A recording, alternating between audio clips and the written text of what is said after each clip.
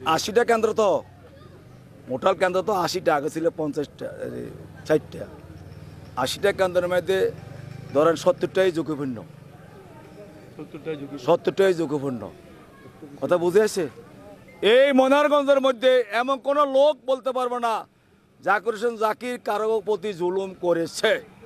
এই মনোহরগঞ্জের মধ্যে উপজেলা চেয়ারম্যান যতদিন ছিলাম 1 টাকা হারাম খায়নি। সুতরাং কাকে ভোট দিব আপনি ভালো করে বুঝেন। ধন্যবাদ। প্রশাসনের প্রতি একটাই আবেদন, আমি সবসময় বলে আসছি, আমার পক্ষে কেউ কোনো কেন্দ্র দখল করতে পারবেন না। প্রশাসনের কাছে একটাই অনুরোধ, প্রশাসন এবং মাননীয় প্রধানমন্ত্রী এবং আমাদের মাননীয় মন্ত্রী মহোদয়ের প্রতি একটাই অনুরোধ করে আসছি বারবার। আমি ওনার সাথে কালকেও দেখা করছি আমি, যে অন্তত নিরপেক্ষ নির্বাচনটা দেওয়ার জন্য ব্যবস্থা করেন। সবাই বলেছে, উনিও বলেছে নিরপেক্ষ ইলেকশন হবে।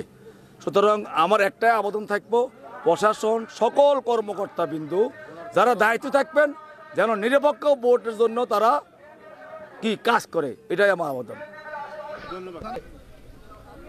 আমি ধন্যবাদ ও কৃতজ্ঞতা জানাই আমার প্রত্যাগত প্রবাসী আওয়ামী লীগের নেতৃবৃন্দ এখানে আমার ভোট চাওয়ার জন্য এসে বড় পাওয়া আমার কিছু নাই।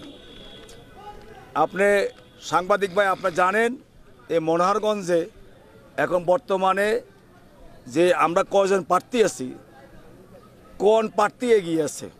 সুতরাং এটাকে খেয়াল করে আমার ভোটাররা, যারা আমার সমর্থনকারীরা যদি ভোট দিতে পারে তাহলে 90% ভোট আমার মার্কা হবে, আনারস মার্কা, ইনশাআল্লাহ।